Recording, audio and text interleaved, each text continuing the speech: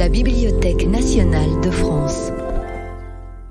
Les rendez-vous du jeu vidéo reçoivent Louis-Marie Roch, co-créateur et directeur de la société Silmarils, à l'origine de nombreux titres qui ont marqué l'histoire du jeu vidéo en France.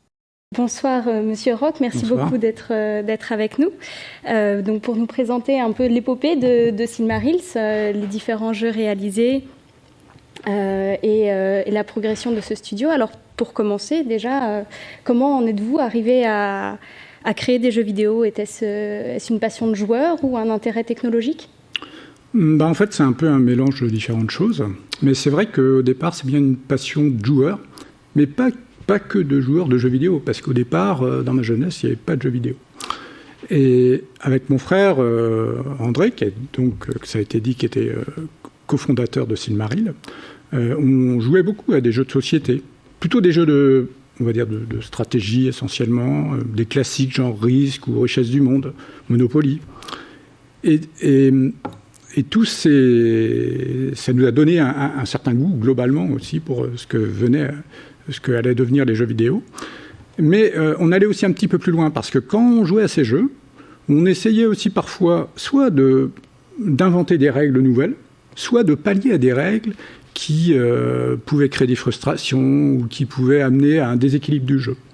Donc on avait déjà un peu cette idée de dire qu'on pouvait aussi amener quelque chose de nouveau dans chacun de ces jeux. Et puis alors, dans les années 70, on a vu l'apparition des jeux qu'on appelait les jeux électroniques à l'époque. C'était pas encore les jeux vidéo, enfin on les appelait pas comme ça. Alors il y avait les consoles de type Pong ou des jeux d'échecs. Et puis surtout les bornes d'arcade. Et les bornes d'arcade, elles amenaient énormément de choses, surtout visuelles, qui étaient vraiment fascinantes. Et ça faisait vraiment partie des choses qui, moi, m'ont donné envie, finalement, de créer des jeux. Après, c'est vrai qu'il y a un goût pour ce qui est technique. Moi, j'ai toujours été, dans mon enfance, passionné de technologie innovante et de côté un peu do-it-yourself, là, de bricolage, mécanique, électronique, même de la microélectronique. Puis enfin, fin des années 70, de la micro-informatique avec l'apparition des premiers micros. Mais je rajouterais aussi un élément qui fait partie de l'envie de créer des jeux, c'est tout simplement l'envie de créer quelque chose. De créer quelque chose qui n'existe pas encore, qui est tout nouveau, dont on a rêvé, un peu ce genre d'idée. Et donc cet élément-là est un élément également qui fait partie du package, on va dire, du créateur de jeux vidéo. Un intérêt finalement très créatif, artistique presque dans la création. Oui, et qui est aussi, je dirais, nourri par ce qui étaient les cultures émergentes, la science-fiction, le steampunk, Donjons et Dragons, tous ces trucs-là, en fait, c'était quelque chose qui faisait travailler l'imaginaire, en fait, et qui donnait envie d'y participer. À Donjons et Dragons, on participe finalement à la création du jeu quelque part, parce qu'il y a un maître du jeu. Donc à la fois l'aspect créatif, l'aspect technique, l'aspect jeu, et puis cette implication particulière du public, du joueur dans l'œuvre. Et donc pour cet aspect technique plus particulièrement, comment est-ce que vous vous êtes formé à la programmation? Est-ce que c'était votre formation d'origine ou est-ce justement suite à cette envie de créer, à ces idées que vous vous êtes formé à l'informatique plus précisément? En fait, moi j'ai appris l'informatique plutôt par moi-même. Au départ, c'était sur des calculatrices programmables dans les fins des années 70. Et puis, ça m'est même arrivé de programmer sur des cartes à microprocesseurs. Alors, c'était vraiment très austère parce qu'on codait des bits à 1 et à 0. Alors, c'était quelque chose de très difficile. Et puis, au début des années 80, là, j'ai commencé à utiliser des micro-ordinateurs en programmant en basique, essentiellement. Puis après, en assembleur. Mais tout ça, je l'avais appris de moi-même, tout simplement par passion. Mais j'ai aussi une formation plus sérieuse de l'informatique, parce entre 84 et 86, j'ai fait une formation d'ingénieur. Et dans ce cadre, en fait, j'ai appris plusieurs langages, mais c'était très orienté, on va dire, industriel. Fortran, COBOL ou Ada, enfin ce genre de langage. Et puis le C, qui est d'ailleurs aujourd'hui le langage, en tout cas que nous utilisons comme étant le langage principal de la programmation. Enfin, quand je dis C, c'est plutôt C++, qui à l'époque n'existait pas, cependant. Et je dirais que l'informatique que moi j'ai apprise à ce moment-là, c'était un autre monde de ce qu'est l'informatique aujourd'hui, parce que tout ce qu'on faisait en informatique, c'était extrêmement contraint. C'est-à-dire que déjà, on avait très peu d'espace mémoire, on comptait les octets, hein, c'était vraiment ça. Et puis, les microprocesseurs, évidemment, n'avaient pas du tout la rapidité d'aujourd'hui. Pour faire une sauvegarde, des fois, on ne pouvait même pas sauvegarder. Moi, j'avais une calculatrice, je ne pouvais pas sauvegarder mon programme. Quand je l'avais tapé, quand j'éteignais, c'était fini. Pour réutiliser, il fallait retaper tout le programme. Et après, sur les premiers micro-ordinateurs, on avait des cassettes, c'était quand même pas du tout rapide. Hein. Là, il fallait être patient pour utiliser n'importe quel logiciel. Donc, cet archaïsme, en fait, nous obligeait, en fait, à être extrêmement concis, à être très économe, très précis dans tout ce qu'on faisait. Et alors qu'aujourd'hui, on n'a plus du tout cette vision. Aujourd'hui, c'est très quantitatif. Mais en même temps, à l'époque, il y avait aussi une contrepartie, c'est que tout ce qu'on faisait, du coup, était simple et petit, parce que de toute façon, on était très contraint. Et aujourd'hui, voilà, alors, tout est plutôt énorme. Donc ça change complètement l'approche de la création d'un jeu ou d'un programme en général. Donc une formation par passion et puis forcément une actualisation aussi au fur et à mesure du temps en fonction des nouvelles technologies avec une adaptation. Les œuvres ont évolué finalement, même tout au long de Silmarils, si on nous voit dans les jeux que vous avez créés. Notamment, donc, si on regarde votre première création, donc l'Aigle d'Or, en 1984. 1985, j'ai mis sur le diaporama oui. pour la publication. Donc c'est le Tilt d'Or de 1984. Et donc c'est un jeu d'aventure. Alors comment l'idée vous est venue de ce jeu spécifiquement, de cette première œuvre? Alors c'est plusieurs choses, mais comme je disais tout à l'heure, la première chose c'est un peu les influences culturelles. Il y avait toutes ces idées de cinéma fantastique, Donjons et Dragons, tout ça me donnait beaucoup d'idées sur ce qu'on pouvait créer. Et puis, également, j'avais joué à pas mal de jeux sur des ordinateurs plus anciens, à la fin des années 70, des jeux qu'on appelait des jeux d'aventure en mode texte. Alors, il y avait peu voire pas du tout d'images. Et quand on voulait agir, si on voulait se déplacer, alors il fallait taper aller au nord, aller au sud. C'était extrêmement austère. Mais par contre, ça faisait travailler l'imaginaire, un peu comme lorsqu'on lit un livre, on n'a pas d'image, mais pourtant ça fait travailler l'imaginaire. Mais c'est vrai que j'avais un sentiment d'inachevé. Il y a une certaine frustration par le manque d'action, le manque d'image, que paradoxalement on allait retrouver dans un film. Donc l'idée, elle était là, elle était de dire, non, il faudrait créer un jeu où on puisse avoir les images qu'on va trouver dans des jeux d'action, dans des bornes d'arcade, mais avoir aussi ce côté narratif, côté aventure, qui était un élément qui me plaisait beaucoup. Donc ça m'a amené vraiment à essayer de faire cet ensemble en fait, qui mêlait les deux, où on pouvait jouer finalement de façon, on va dire, intuitive, un peu comme dans un jeu d'action, et pourtant on allait vivre une histoire avec tout ce qu'elle comporte de rebondissements et tout ce qui peut... on va dire, dans un jeu d'aventure, on cherche à récompenser le joueur un peu pour son intelligence, parce qu'il a été observateur, parce qu'il a été astucieux, qu'il a résolu une énigme. Donc je voulais aussi retrouver cet ensemble. Voilà. Alors après, pour le choix du thème, c'était pas forcément un thème très original, mais finalement... qu'est-ce qu'on veut trouver pour créer du mystère, pour créer un peu de l'émotion au joueur? Un château hanté, il n'y a rien de plus simple, j'allais dire. Donc l'idée est venue vraiment de là, de manière très classique. Après, il fallait packager l'ensemble, quoi. C'était plus ça le challenge quelque part. Maintenant, toutes ces idées-là que je décris, en fait, c'est vrai que il y a eu de nombreux jeux de Silmaril qui se sont inspirés de ces mêmes motivations. Et notamment pour ce qu'ont été un certain nombre de jeux d'aventure.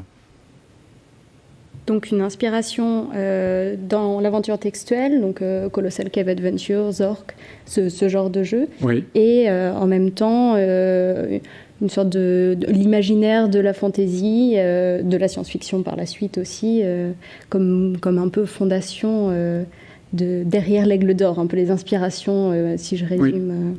Mais vraiment, dans la réalisation, c'était un point clé, c'était de se dire que on allait voir tout ça comme on le verrait dans un film.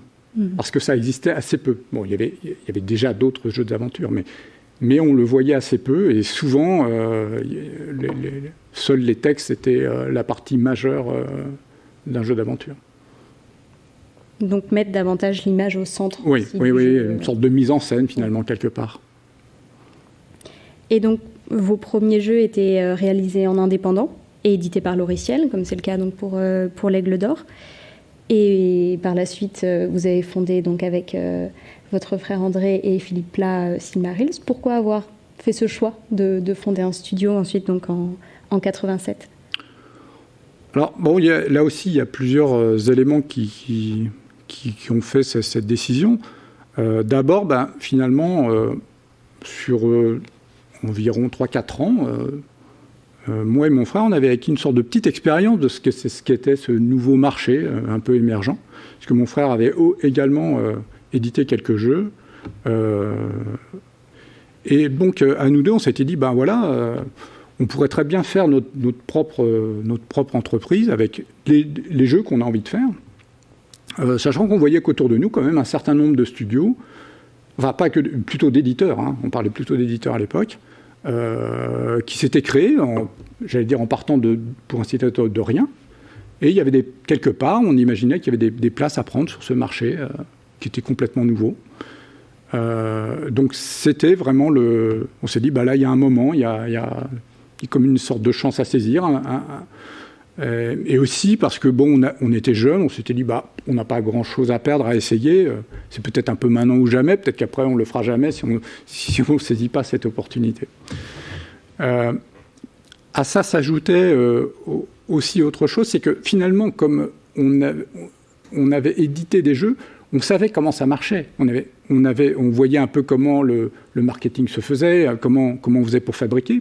Puis, qu'est-ce qui se passait dans la presse, comment il fallait argumenter pour avoir des articles, ce genre de choses. Donc tout ça, ça nous permettait de ne pas partir à blanc. On avait vraiment une sorte de petit bagage qu'on avait vécu nous-mêmes.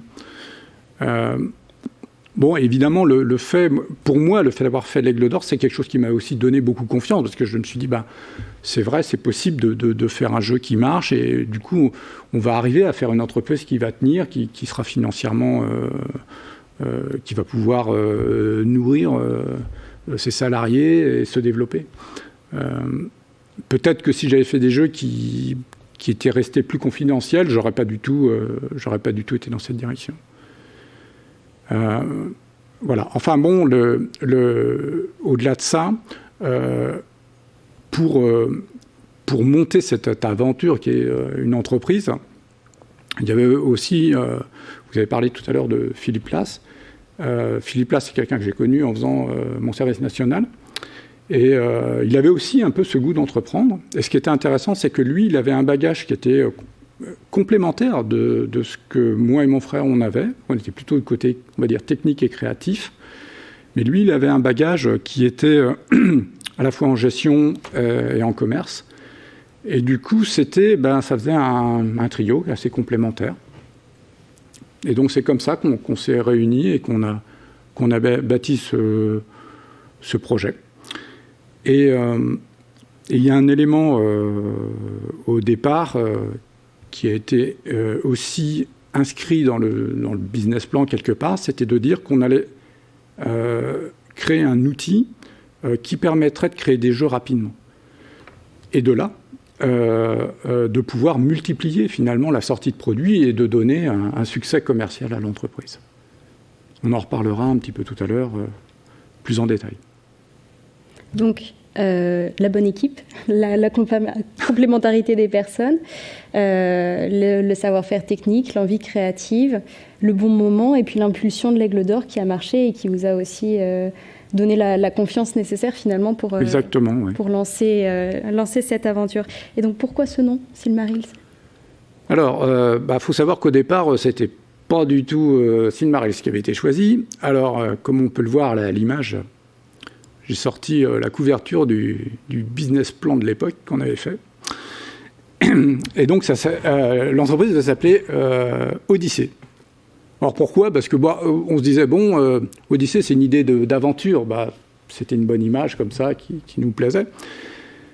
Mais en fait, quand on a commencé à préparer la création d'entreprise, il fallait déposer le nom. Donc on a été à l'INPI. Et puis alors là, quand on a cherché, on s'est immédiatement rendu compte que Odyssée, c'est pas la peine. Parce que Odyssée, c'est un mot d'une banalité finalement très grande. Et énormément d'entreprises avaient utilisé ce nom, ou même des petites variations autour de Odyssée. Et alors, à l'INPI, il faut chercher dans son secteur. Alors, est-ce qu'on est dans le logiciel? Est-ce qu'on est dans, je ne sais pas moi, dans l'édition uniquement mais en fait, tous les secteurs étaient pris par le mot Odyssée. C'est vraiment très banal au final. Donc, on a fait d'autres recherches.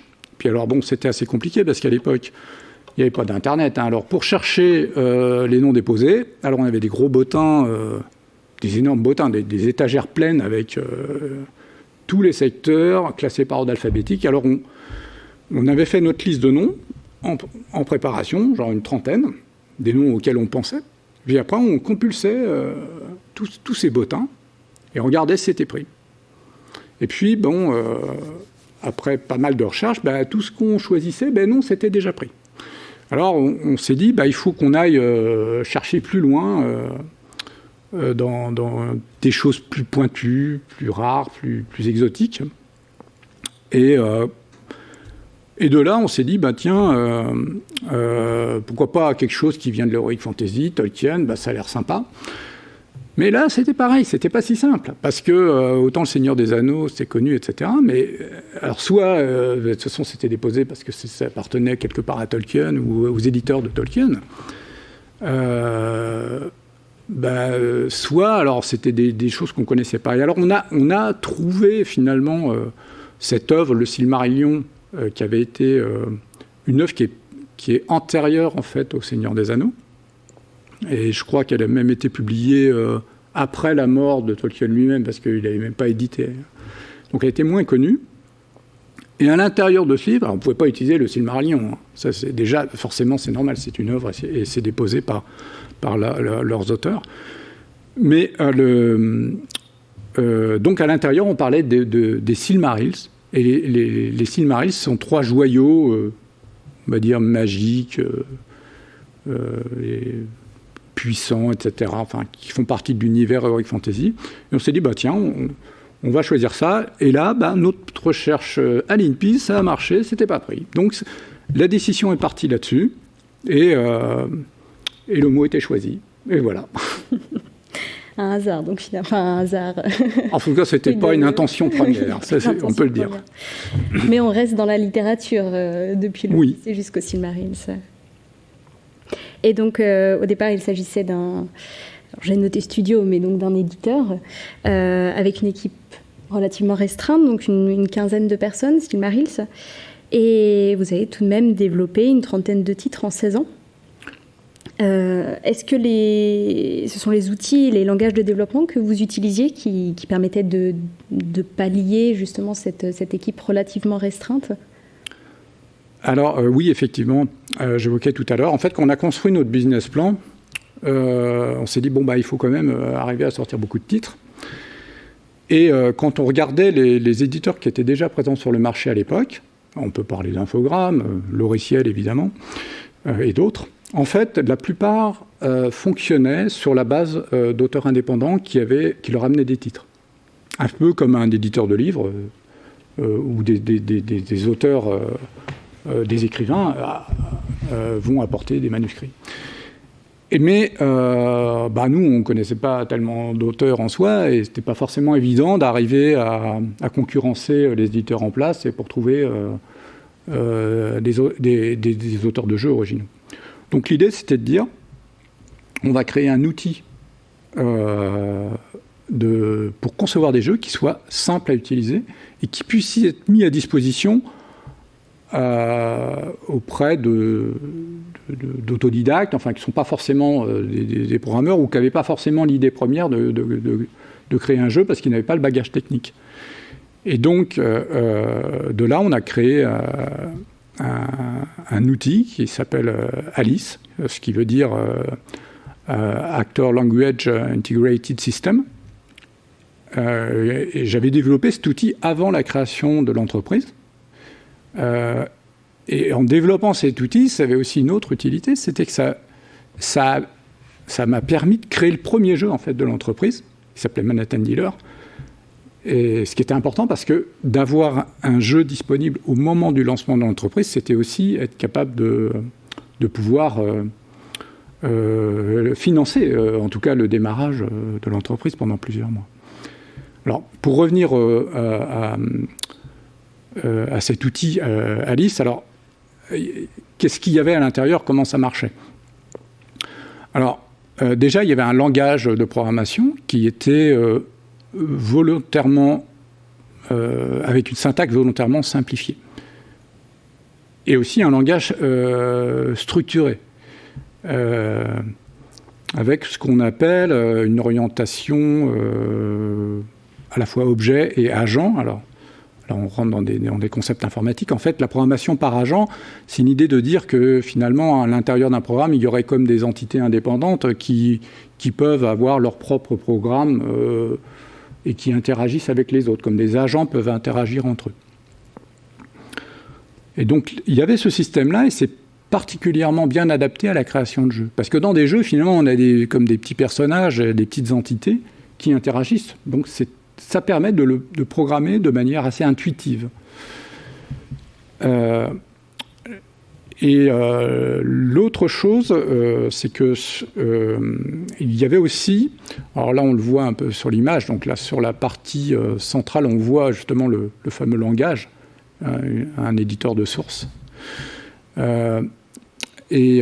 Sur la partie droite, on voit une fenêtre avec des éléments, et ces éléments, c'est ce qu'en jeu vidéo on appelle des assets. En gros, des contenus multimédia, ça peut être des images, ça peut être des animations, ou des objets qui servent à faire des collisions, ce genre de choses. Et donc, il y avait dans l'outil aussi un système qui permettait de contrôler tous ces éléments. Puisque pour un jeu, oui, on va avoir de la programmation qui va intervenir sur la manipulation d'objets et d'images. Donc il y avait ça qui était intégré aussi, et puis il y a un système du fait que la programmation rentre dans un cycle extrêmement rapide et concis. Parce que la programmation, classiquement, surtout à cette époque, c'était des étapes un peu lourdes et techniques, ce qu'on appelle faire un make ou faire un link, qui sont des étapes successives pour transformer un code source en un programme exécutable. Et donc là, l'idée, c'était d'intégrer un système où finalement, en un clic, on transformait son programme en j'essaye mon programme. Donc le cycle qui s'appelle programmer, tester, corriger, soit extrêmement rapide. Pour gagner du temps, pour aller vite, parce que dans un jeu, on fait beaucoup de petits réglages visuels. Il faut que une animation un peu trop rapide, un peu trop lente, un peu trop à gauche, un peu trop à droite, tous ces petits réglages ont besoin d'être corrigés successivement et rapidement. Alors cette idée-là, en fait, elle m'avait été inspirée par Borland Turbo Pascal, qui était sorti à l'époque, et qui mettait tout à fait cette idée en avant. Il y avait un bouton où tac, on compilait, ça allait très très vite, et c'était une sorte de petite révolution à l'époque pour dire on va programmer très vite. Voilà. Alors, dernier élément qu'il y avait à l'intérieur de cet outil, qui aussi avait une importance quelque part pour le modèle économique, si on peut dire, c'était qu'il permettait en fait, une fois que le programme était fait, de convertir le jeu automatiquement pour différentes plateformes. Alors, par exemple, on allait créer son jeu pour Atari, et puis on allait le convertir en quelques clics. Bon, c'est jamais exactement quelques clics, mais très rapidement, en fait, pour un Amiga, pour un PC. Et donc l'outil, il avait ça intégré à l'intérieur. Donc ça permettait aussi, quelque part, d'être beaucoup plus productif, parce que si on faisait un jeu, on le faisait directement pour plusieurs plateformes. On était capable donc de couvrir le marché, en tout cas l'essentiel du marché. Et moi, je sais qu'en tant qu'auteur indépendant, moi, je me souviens avoir notamment l'Aigle d'Or. Moi, je l'ai écrit plusieurs fois, hein, parce que quand je l'ai fait sur Auric à l'époque, en 84, en 85, je le faisais sur MO5, j'ai tout recommencé. Hein. De toute façon, il n'y avait rien qui était... On n'avait même pas vraiment d'outils de transfert. On ne pouvait même pas transférer les données d'une machine à l'autre. Hein. Il y avait ce qu'on appelait des liaisons serrées, mais on n'avait même pas un programme qui existait pour permettre cette communication entre les ordinateurs. Donc j'ai tout réécrit. Hein. Bon, on a même refait toutes les images. Aujourd'hui, on ne ferait pas du tout comme ça. Et donc là, l'outil, il amenait une forme de modernisation là-dessus, pour dire, maintenant, on va automatiser tout ça et on va rationaliser la production.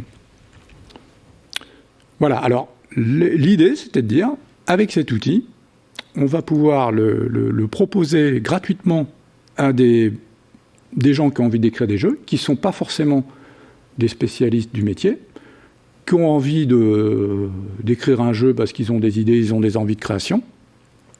Et puis, en échange de l'outil, ils vont l'éditer chez nous, et du coup, on va avoir une forme de business, des jeux à mettre sur le marché. Et c'était ça, le principe qu'on envisageait. Mais, en fait, dans la réalité, il y avait quand même une erreur là-dessus. Parce qu'au départ, en 87, on pouvait écrire un jeu en quelques mois. En 3-4 mois, on faisait un jeu, voilà, même tout seul. Hein, le Manhattan Dealer, il s'est écrit comme ça en quelques mois. Mais très rapidement, en fait, avec la concurrence, les jeux, c'était de plus en plus long à écrire. Et finalement, on est assez rapidement, on aboutissait à 6 mois à 1 an de travail, parfois pour plusieurs personnes. Un graphiste, un programmeur, peut-être plusieurs graphistes, sans parler des fois qu'il y avait besoin d'un scénariste ou dialoguiste. Du coup, c'est plus du tout faisable par un auteur indépendant qui fera ça pendant ses vacances. Non, là, c'était impensable. Donc, automatiquement, c'était inéluctable. Il fallait qu'on change le modèle. Et de là, on n'avait plus trop de choix. Il fallait embaucher des gens pour faire cette création. Donc, on n'était plus exactement le modèle de départ, dire « nous sommes une société d'édition ». Non, on est un studio de développement, en fait, dans la réalité, et ça nous a poursuivis, évidemment, jusqu'au bout. Et de plus en plus, je dirais. Donc, voilà, l'idée des auteurs indépendants, c'était finalement une assez courte époque, je crois, dans l'histoire de la création du jeu vidéo. Voilà. J'allais vous demander justement s'il y avait eu un premier projet, donc je pensais à Manhattan Dealers qui avait mené à la création de Silmarils, mais donc ça répond en quelque sorte à la question, puisqu'au départ Silmarils était pensé plus comme une société d'édition que comme un studio de développement. Donc si je comprends bien, ce n'est pas vraiment ce projet qui a porté le studio, mais il a été le Manhattan Dealers a été la conséquence d'Alice. En fait. Oui, en fait, vraiment, il fallait... c'était notre business plan, il nous fallait un produit dès le départ. Parce que sinon, ça voulait dire qu'il aurait fallu travailler, je ne sais pas, sans se payer de salaire, ce genre de choses. Bon, ça existe, il y a des startups, même aujourd'hui, qui se montent, elles partent avec rien. Hein. Elles ont un tout petit capital, et puis, on va essayer de lancer un produit innovant, un site web ou une application. Mais quand même, en tout cas, c'était ça ce qu'on avait prévu, ce qu'on avait planifié. Donc le jeu a vraiment été conçu dans cette optique, sachant que notre idée était des jeux qu'on avait envie de créer, c'était pas forcément ce genre de jeu. Mais ce jeu-là, il avait, on va dire, comme intérêt, c'est qu'il n'était pas extrêmement gros à concevoir, ni forcément extrêmement compliqué. Parce que finalement, c'est une sorte de jeu d'action, donc les mécanismes dans le jeu d'action, j'allais dire, ils sont pas moins nombreux, mais on peut les tester plus facilement parce qu'on peut tout tester en un seul lieu. On va tester toutes les actions du personnage. Dans un jeu d'aventure, il faut souvent tester très longtemps, aller jusqu'au bout de l'histoire pour découvrir que tout marche bien. Donc ça permettait d'avoir un jeu assez rapide à faire. En fait, on peut rajouter aussi que quand on a au départ choisi le jeu, on a hésité. On a visité peut-être qu'on aurait fait à la place un jeu de course, enfin un jeu de rallye type Paris-Dakar. Donc, mais enfin, on a eu un petit débat, mais finalement c'est celui-là qui a été retenu. Et je pense qu'on ne s'est pas trompé d'ailleurs parce que finalement il était, c'était un jeu, les jeux de combat, c'était un bon créneau en fait sur le marché, qui nous a permis tout de suite de démarrer l'entreprise positivement. Donc une bonne initiative en quelque sorte pour lancer Silmarils, sans que pour autant ce jeu de combat quasiment, on dirait beat them all aujourd'hui, oui. Sans que ce soit vraiment l'orientation définitive du studio. Et justement, dans cet aspect créatif, jusqu'en 1989, les jeux de Silmarils étaient distribués par Loriciel en France. Et puis ensuite, vous avez ouvert votre propre distribution, tant en France qu'à l'étranger. Est-ce que ça a changé quelque chose justement dans vos ambitions créatives, dans les idées de jeu? Est-ce que vous étiez peut-être moins limité par le fait que vous gériez votre propre distribution? Alors, en fait, c'est vrai que donc au début, quand on a démarré, le fait d'avoir un partenariat de ce qu'on appelle la distribution avec Loriciel, c'est un élément qui a été très positif parce que on a pu bénéficier d'un savoir-faire et qu'ils avaient eux déjà depuis plusieurs années, et puis d'une bonne implantation sur le marché français. Bon, à ça s'ajoutait quand même que parce que moi j'avais édité plusieurs jeux chez Loriciel, il y avait quand même une relation de confiance avec Laurent Veil, le PDG de Loriciel, et puis toute l'équipe de Loriciel nous a amené, on a pu bénéficier de leur expérience. Ça a permis notamment de vendre notre premier jeu, Manhattan Dealer. Grâce à eux, on a pu le vendre aux États-Unis dès la première année à l'éditeur Broderbund. Et là, on voit la jaquette, lorsque le jeu avait été nommé autrement, ça s'appelait Operation Clean Street. Et donc ça, c'était un élément de ce qu'a pu nous apporter finalement le fait de collaborer. Il y avait aussi des aspects pratiques, comme le choix des bonnes illustrations, le travail sur le marketing, les relations de presse, tout ça, il y a eu un échange d'informations qui nous a été tout à fait favorable. Et puis, bon, en fait, c'est vrai qu'au bout de 2-3 ans, il fallait on s'est dit, il faut qu'on aille plus vite, plus loin. Et donc on s'est dit, on doit ouvrir la distribution pour sortir d'une exclusivité. Parce qu'une exclusivité, même si elle nous amenait quand même beaucoup d'avantages, on avait un peu moins de marge, parce que forcément, une distribution exclusive, c'est concéder un peu de marge aux distributeurs. Et puis, c'était aussi élargir, en fait, les points de vente, en tout cas pour le territoire français. Donc on a ouvert avec d'autres distributeurs que sont Inelec, Micromania, Guillemot, pour ceux qui connaissent. C'est aussi à cette époque-là, on a ouvert l'exportation de manière plus large. On a aussi ouvert un studio de développement à Nancy.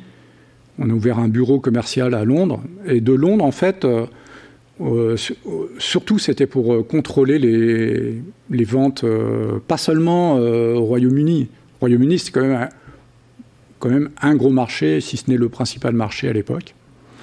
Mais aussi et surtout l'Allemagne, qui encore aujourd'hui, c'est clairement le plus gros marché européen pour le jeu vidéo.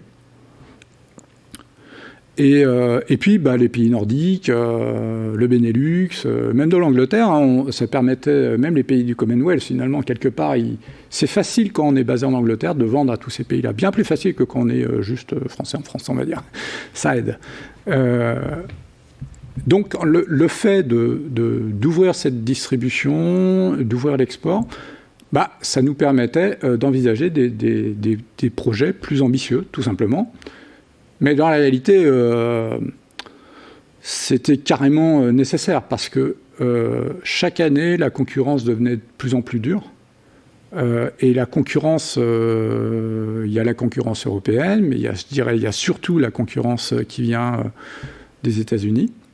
Parce qu'évidemment, un éditeur américain, à partir du moment où il développe un titre, il a un marché qui est 5 fois la France. Donc, automatiquement, il va rentabiliser beaucoup plus vite. Il peut immédiatement investir beaucoup plus sur un projet de jeu. Donc c'est cette concurrence qui était la plus dure. Mais au départ, en fait, pendant quelques années, on bénéficiait d'une sorte de petite protection parce qu'il y avait les Amiga et Atari ST, en fait, étaient surtout très développés en Europe. Alors qu'aux États-Unis, il y avait les PC. Sauf que les PC, pendant pas mal d'années, ils étaient pas très qualitatifs pour le jeu vidéo. Parce qu'ils n'avaient pas de circuit sonore, ou quasiment pas. Les visuels, c'était une catastrophe. C'était 4 couleurs, en plus des couleurs pas forcément très jolies. Donc pendant, je dirais, jusqu'aux années 92-93, finalement, le marché européen était un peu protégé. Parce que les Américains se concentraient sur le PC. Bon, ils faisaient un peu d'Atari et d'Amiga, mais c'était surtout les Européens qui étaient sur ce marché-là et qui bataillaient entre eux. Mais le PC, il est venu petit à petit. Aujourd'hui, d'ailleurs, il est complètement dominant, si je mets à part le marché des consoles. Et le PC, il y a eu des cartes sonores, il y a eu des cartes graphiques, surtout ce qu'on appelait le fameux mode 13 qui affichait 256 couleurs par pixel, ce qui était évidemment bien supérieur à ce qu'on avait sur les Atari ou autres Amiga. Et donc là, quand le PC est arrivé en force dans ces années-là, là, la compétition, elle devenait vraiment très très dure. Et là, on n'avait pas de choix. Soit on était capable de vendre partout, soit non. De toute façon, on ne pouvait pas faire un jeu qui était au niveau, tout simplement, parce qu'on ne saurait pas le financer. Donc voilà. Alors, avec ce contexte, en fait, qui était toujours plus concurrentiel, nous, notre stratégie, ça a été de se dire, on ne va pas forcément essayer de faire tous les jeux possibles, toutes les sortes de jeux qui existent, parce qu'au départ, on imaginait, et c'était peut-être naïf, mais quand on a créé Silmarils, on s'est dit, on va faire tous les jeux. Alors les jeux d'action, les jeux de sport, les jeux d'aventure. Pourquoi ? Parce que les autres éditeurs faisaient ça. On se disait tous, il n'y a pas de raison, on va tout faire parce que c'est très facile et ça va très vite. Mais après, avec le nombre de jeux qui étaient toujours plus nombreux et que les jeux étaient plus longs et plus difficiles à faire, il fallait un peu choisir son camp. Et de là, nous, on s'est dit, on va plutôt choisir ce qui nous intéresse et ce qui était nos motivations premières, c'est-à-dire plutôt des jeux orientés aventure avec de la narration et avec des univers, avec de l'imaginaire, ce genre de choses. Et de jouer cette carte, en fait. Voilà. Alors, les premiers jeux, il y a eu... Voilà, les premiers jeux ont été beaucoup des jeux d'aventure. Alors, là, on voit le fétiche Maya. Il y a certaines ressemblances avec l'Aigle d'Or dans le fétiche Maya. Une quête de trésors, etc. Finalement, c'est un peu la même recette. Voilà, il y a aussi eu Targan. Donc là, il y avait plus une part d'action et clairement de l'heroic fantasy. Colorado, encore un jeu d'aventure. Voilà, et là, dans la science-fiction, avec Starblade. Voilà, tous ces jeux avaient finalement des mécanismes de jeu un peu communs. Alors, à chaque fois, les univers étaient différents. Et puis, les histoires, évidemment, voilà, on scénarisait pas mal. Un peu comme on irait voir un film au cinéma, on pouvait jouer à un jeu d'aventure. C'était un peu ça la recette. Donc voilà. Alors, là on voit un effet collection. Et donc on a travaillé notre image aussi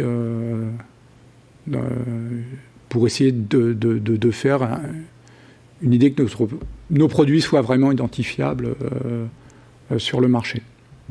Oui, c'est ce qui allait aussi avec le nom du studio, marquer l'aspect vraiment littéraire en quelque sorte. Enfin, c'est assez ce qui est ce côté très, très narratif, à la fois dans l'aventure, les inspirations de l'heroic fantasy, de la science-fiction. Et je repense à, je remets juste avant Starblade, lorsque je l'ai découvert, pour ma part, ça m'a rappelé par certains aspects ce qui est arrivé bien plus tard avec Mass Effect, avec ce côté exploration aussi qui était très, très important, et d'aller voyager dans d'autres mondes, sur d'autres planètes. Et voilà, c'est vraiment ce côté partir à l'aventure qu'on retrouve dans de nombreux jeux, dans de nombreux jeux Silmarils, c'est un peu comme... Voilà, une marque de fabrique, en quelque sorte, sur cet aspect-là. Oui. Et ce qui me fait penser, du coup, à ce que, notamment, entre autres chercheurs, Ovic Termination note la French Touch, donc en parlant notamment de l'aventure comme un des genres phares, des adaptations de bandes dessinées, des fortes influences littéraires, notamment des romans policiers, de la science-fiction, de l'horreur, et surtout une grande tendance à l'expérimentation. Est-ce que vous reconnaissez Silmarils dans cette définition de la French Touch ? Quelque part, oui. Quand je fais le bilan de ce qu'on a fait, on a fait des jeux d'aventure, des jeux expérimentaux aussi. Alors, on n'a pas fait des jeux basés sur de la BD, c'est vrai. Mais quand même, nous, quand on a créé nos jeux, jamais on s'est dit qu'on faisait de la French Touch. Hein. Nous, on devait... non, on faisait tout simplement ce qui nous faisait rêver, ce qu'on pensait qu'allait plaire aux joueurs.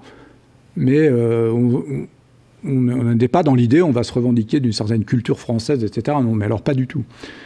Mais je pense que finalement, dans la réalité... la French Touch, elle découle, c'est jamais une intention, et c'est plutôt lié un peu à notre héritage culturel, quelque chose comme ça. C'est-à-dire que nous, on a, dans notre éducation, dans le monde qui nous entoure, on a été... Voilà, on a une certaine culture, on a vu des films, on a lu des livres, etc. Et tout ça nous a nourris et fait qu'on a plutôt des choix qui vont dans une certaine direction, de certains types de jeux. On parlait tout à l'heure d'adaptation de BD. Nous, on n'a jamais adapté de BD, mais il y a eu pas mal d'éditeurs qui l'ont fait beaucoup. Par contre, c'est vrai que la BD a inspiré pas mal de jeux. Moi, je pense à tous les livres de Tintin, par exemple, qui ont inspiré plusieurs des jeux. Hein. Si on prend Fétiche Maya, par exemple, je pense que c'est le cas. Ou même... alors Colorado, non, c'est pas tout à fait... Enfin, dans Colorado, il y a une idée de Far West, donc on retrouve certaines idées, même si c'est pas l'inspiration majeure, mais on retrouve des décors qu'on va trouver dans ce type de BD. Et donc, dans cette... voilà, il y a une inspiration qui est aussi une inspiration... artistique, graphique en quelque sorte, et ça se retrouve notamment dans le logo, les packaging, les illustrations de Silmarils, qui avait un style particulier, bien identifiable. Et donc comment est-ce que vous avez construit, et pourquoi est-ce que vous avez construit cette image de marque assez spécifique ? Alors, en fait... à l'époque, en fait, le premier, le contact essentiel du joueur avec le jeu, c'était le packaging. qu'on allait voir sur une étagère ou dans une publicité dans un magazine. Ce qui est un peu le même concept que on va acheter un livre. La seule chose qu'on voit, alors bien sûr, il y a le résumé au dos quand même, mais le premier contact, c'est l'illustration. Et c'est ça qui donne envie peut-être de prendre l'objet en main et de se dire que peut-être il va nous plaire. Donc, c'était un élément vraiment important. En tout cas, pour un éditeur, c'est un élément crucial. C'est ça qui va permettre de vendre. Dans les années 90, il y a eu aussi une sorte de course à la démesure, des packaging de luxe de plus en plus gros, etc. Il me semble que c'est une sorte de mode qui est venue un peu des produits américains. Les Américains veulent toujours tout faire en grandiose, là. Et en France, on a retrouvé ces produits-là avec des gros packaging. Et nous, on est rentré dans cette tendance. Et moi, si je réfléchis à comment était vendu Manhattan Dealer, c'était vendu dans un packaging de type boîtier CD en plexiglas. Donc, c'était la dimension CD, finalement assez petit. Mais après, dès 89, en fait, tous nos produits étaient dans des boîtes assez grandes, de 20 à 25 cm de haut. Et de là, il fallait présenter quelque chose de luxueux pour que ça attire vraiment le joueur en disant, puisque c'est beau à l'extérieur, probablement le jeu est bien. Voilà. Même, je me souviens, en fait, dans ces packaging, il y avait aussi des joueurs. Ce qu'ils faisaient, c'est que quand ils allaient dans un magasin, ils sous-pesaient les boîtes. Ils les secouaient pour voir, mais est-ce qu'elles pèsent lourd? Est-ce que c'est pas du vide à l'intérieur? Moi, je connais des éditeurs qui avaient, à l'intérieur, ils remplaçaient, en fait, il y a des cales en carton pour mettre les disquettes, ce genre de choses, mais ils remplaçaient les cales en mettant un carton bien épais pour que ça pèse plus lourd. Ils auraient pu mettre un polystyrène qui coûtait 2 centimes. Non, on préférait mettre un truc plus cher mais qui pèse. Et puis on remplissait avec je ne vais pas dire des gadgets, mais des posters, des manuels. Alors les manuels, il fallait qu'il y ait de la page pour que ça pèse aussi. On n'aurait pas l'idée de mettre un manuel comme aujourd'hui, on ferait que du digital, on le mettrait sur le disque. Là non, c'était plutôt un bémol. Il fallait que le manuel soit en papier, voire avec relié avec une couverture cartonnée en couleur, et tout ça faisait que l'objet de luxe, en fait, avait une valeur beaucoup plus tangible pour l'utilisateur. Et donc, c'est des éléments qui avaient, je pense, une importance. Même si on doit dire que, quand je repense au marché, là je parlais du marché français, mais si on parle du marché au Royaume-Uni notamment, alors eux, ils faisaient plutôt pas les grosses boîtes. Parce qu'en fait, alors ils avaient une autre réflexion qui était, c'est les revendeurs, eux, ils aiment pas les grosses boîtes. Parce qu'une grosse boîte, ça prend plein de place sur les rayons, et donc on en met moins. Et alors, si un jeu se vend pas bien, il faut vite le faire partir. Alors, donc, on va le retourner chez l'éditeur. Du coup, c'est un peu à double tranchant. C'est-à-dire, si on fait des grosses boîtes, on se voit bien, mais si ça vend pas, c'est pas bon. Mais voilà, en tout cas, donc nous, on est vraiment parti dans cette direction d'essayer de vendre un peu des objets de luxe. Oui, qu'on essayait du coup de vendre un peu plus cher parce qu'il fallait... toutes ces fabrications cartonnées, etc., ça valait aussi plus cher. Mais il n'y avait pas que il y avait la boîte d'une chose, mais ce qu'on a fait aussi sur tous nos packaging, c'était d'intégrer, alors on l'a vu tout à l'heure sur d'autres illustrations, que toutes nos boîtes avaient un bandeau. Et là qu'on voit... Et ce bandeau est avec le logo. L'idée, c'est qu'il soit visible, identifiable de loin, même au bout du rayon. Voilà. Et que ça fasse un effet collection. Alors, peut-être, aujourd'hui, quand je réfléchis, je me dis, il est peut-être un petit peu trop voyant, peut-être, finalement, ce logo. Mais En tout cas, ça a quand même marché parce que les gens identifiaient bien les produits et on les reproduisait à chaque fois. On a fait au moins, je pense, une quinzaine de jeux qui avaient ce bandeau. Et puis après, l'autre aspect, toujours sur ce côté packaging, c'était de dire l'illustration.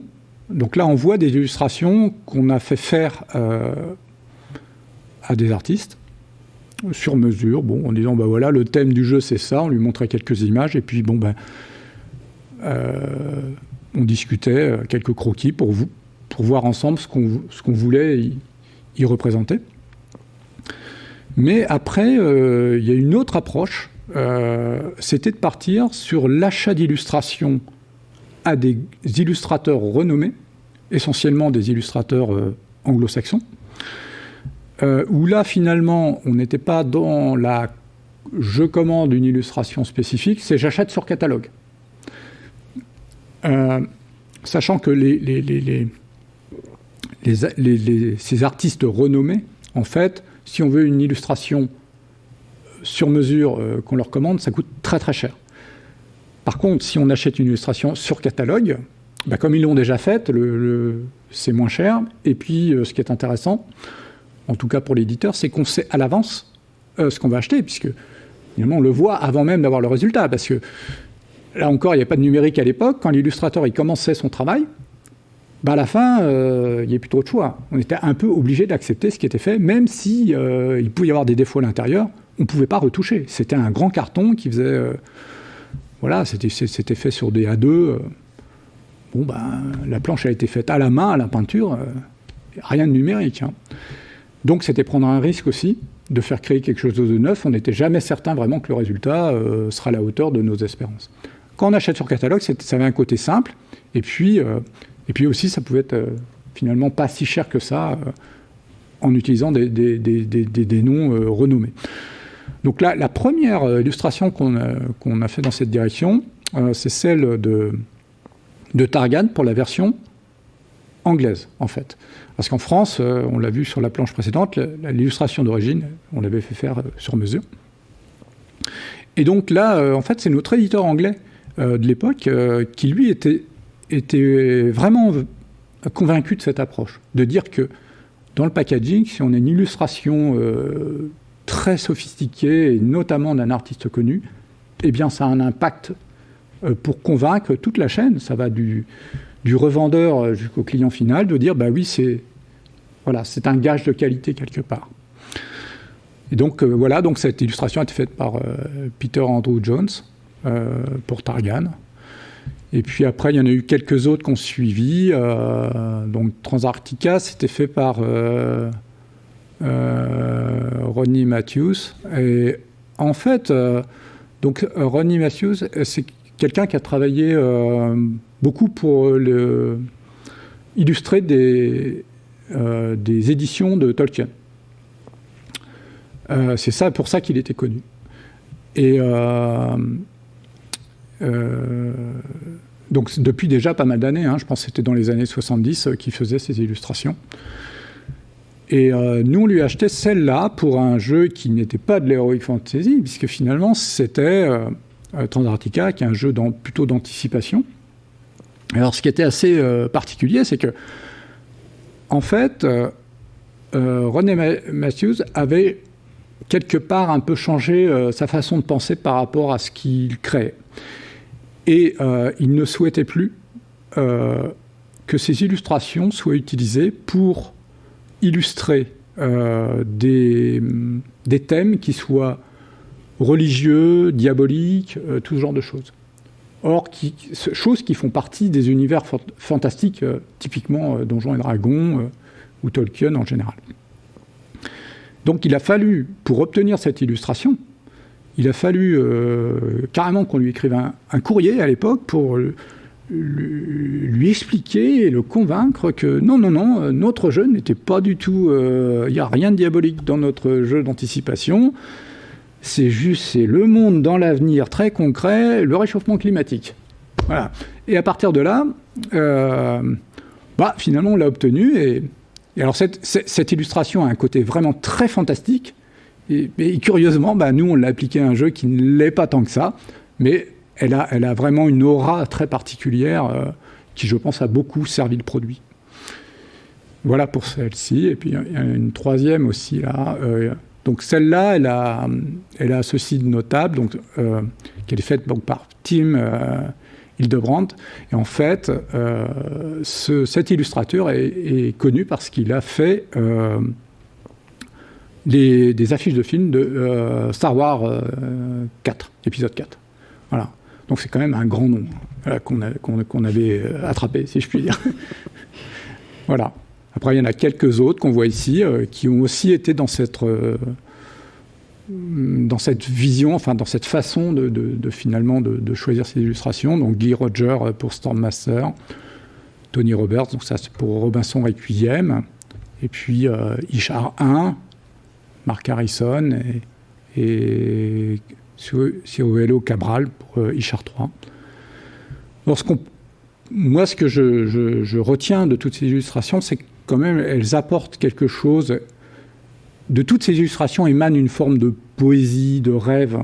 Et ça c'est vraiment quelque chose qui va se transmettre à la personne qui va acheter le jeu, qui va lui donner envie d'acheter, parce qu'il se dit, voilà, je vais rentrer dans ce monde féerique, enfin, imaginaire. Et on reste toujours donc sur l'aspect un peu imagination, voyage, qu'on retrouvait d'ailleurs dans Transarctica, où c'est finalement aussi une avancée. Voilà. Toujours cet aspect de dépaysement, j'ai envie de dire, qui est le propre de l'aventure. Oui. Et donc justement, pour continuer dans cette lignée, il y a eu beaucoup de jeux donc, très originaux chez Silmarils, donc même expérimentaux. Je pense à Robinson's Requiem, puis à sa suite Deus, donc qui sont des jeux de survie très réalistes, particulièrement détaillés pour l'époque. Et donc, outre le gameplay très immersif, dans les deux cas, ça se déroule dans des univers de science-fiction qui donnent la part belle à l'exploration, avec une faune et une flore spécifiques notamment. Et donc, d'où vous est venue l'inspiration pour ces univers spécifiques Alors, il y a déjà un élément premier, en fait, qui est, que moi et mon frère, on avait en tête dans presque tous les jeux qu'on voulait créer, c'était de se dire qu'il y avait une bonne dose de stimulation. C'est-à-dire ce côté, finalement, réaliste. Et donc, un des arguments, moi, qui me tient beaucoup à cœur dans un jeu vidéo, c'est de dire que l'ordinateur est capable de recréer un monde réaliste et qui est scientifiquement crédible. Parce qu'à partir de là, le joueur, finalement, il pourra utiliser sa propre compréhension du monde, son intuition, pour évoluer, faire face à tous les défis qu'il va rencontrer. Et aussi de se dire que, puisque ceci est réaliste, on n'est pas forcément dans l'idée qu'il y a un scénariste qui a prévu l'histoire à l'avance. Et quand on pense c'est une différence importante entre ce qui est un film, par exemple, où là, on écrit un scénario de A à Z avec des rebondissements, etc. Mais l'histoire, elle n'a qu'un seul chemin. Dans un jeu, non. Dans un jeu, il n'y a pas une prédestination exacte de ce qui va s'y passer. Et c'est ça, ce côté simulation, qui est extrêmement important. Et le joueur donc, peut imaginer ses propres solutions. Il ne se dit pas, je vais prendre la solution. Il n'y en a qu'une, c'est celle-là, c'est celle que le scénariste a pensée. Donc cet élément-là, qui est le propre, je trouve, des jeux vidéo, est un argument majeur et moteur pour la création de jeux de simulation en général. Et donc tout ça, en fait, le fait de se dire que tout ce qui s'y passe, finalement, pourrait avoir lieu dans la vie réelle, ça renforce l'immersion. Et on s'y croit, ça nous sort de notre quotidien, et on est complètement pris dans le jeu par cette idée-là. Et c'est un élément qui est très favorable, en fait, à ce qu'on va retenir d'un jeu au moment passé. C'est aussi pour ça qu'on dit que le serious gaming, les jeux sérieux dédiés à l'apprentissage, marchent mieux une présentation plus classique d'un thème scientifique, parce que le jeu, en fait, par l'imaginaire qui va déclencher derrière, fait qu'on va mieux s'en souvenir. Et en fait, dans d'autres jeux, cette idée de dire que on doit absolument mettre des éléments du réel, raccrocher le réel au jeu, en fait, on en a mis parfois, peut-être par pincette, mais moi je pense, par exemple, dans Ishar 1, donc le jeu de rôle, eh bien, au moment où on voulait faire une sauvegarde du jeu, fallait payer. Il fallait payer avec des pièces d'or qu'on avait collectées dans l'aventure elle-même. Et donc, c'était une manière de ramener du réel, une contrainte du réel à l'intérieur du jeu. Oui, parce que dans la vraie vie, on va pas sauver sa vie sur un disque dur, puis hop, on va la reprendre pour changer. Finalement, je vais pas faire ça, ça sera mieux. Non. Et dans un jeu, c'est presque trop facile. On peut sauvegarder, recharger. Il y a des joueurs qui sont spécialistes. F2, je sauve. F3, je recharge. Mais c'est un peu dénaturer l'intention. En tout cas, l'intention du créateur de jeu qui veut que le joueur il fasse des choix et qu'il prenne ses risques. Et dans cette idée-là, quand je reprends dans l'Aigle d'Or, que j'avais fait des années avant, on ne pouvait pas sauver. Alors déjà, comme ça, c'était clair. Il fallait au bout, ou alors on était mort. Et donc, dans ce jeu, si on tombait dans une oubliette et qu'on n'avait pas prévu d'avoir une corde avec soi, en fait, on était bloqué. Et ce n'était pas marqué à l'écran, vous êtes bloqué. Non, on était dans l'oubliette, on pouvait chercher, sauter, essayer de grimper, trouver des passages secrets. On était bloqué. Et la seule manière d'en sortir, c'était de se suicider. Et, en fait, quand on tournait la boîte du packaging, au dos de la boîte, c'était marqué « Suicide, touche S ». Et le joueur se posait légitimement la question « Mais pourquoi j'irais me suicider dans un jeu ? Enfin, ça n'a aucun sens. » Et il le découvrait, en fait, curieusement, par la force des choses, parce que ça allait bien lui arriver de temps en temps de tomber dans ce piège. Donc cette idée de raccrocher comme ça le réel, de le remettre au sein du jeu, est un élément qui, là encore, je trouve qu'il y a beaucoup d'importance, et on le retrouve dans Robinson Requiem. Et alors là, pour Robinson Requiem, on s'est dit, bon, là on va faire la simulation de la simulation, on va aller très très loin. Et en fait, si on pense aux sources d'inspiration, la source première, en fait, elle est toute bête, c'est Robinson Crusoe. Bon, ok, un roman un peu incontournable. Mais après, il y a, on voulait ce côté scientifique, c'est-à-dire que il doit y avoir une forme de réflexion. Pour que le joueur puisse s'en sortir, il doit réfléchir et construire des solutions qui sont cartésiennes et qui sont le fruit soit d'expérience, soit d'expérimentation scientifique.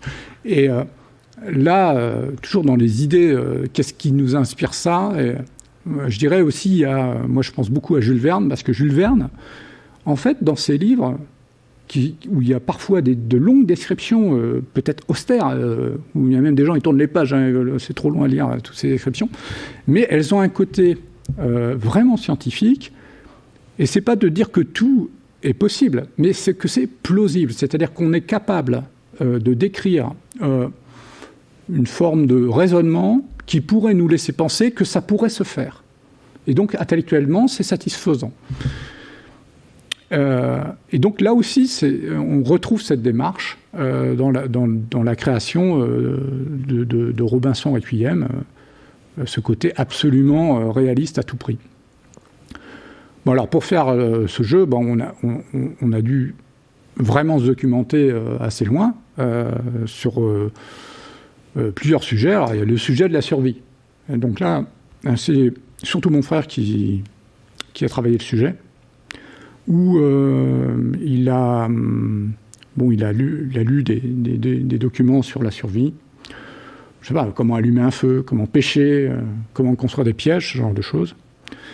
Et puis, il y avait aussi le côté simulation du corps humain.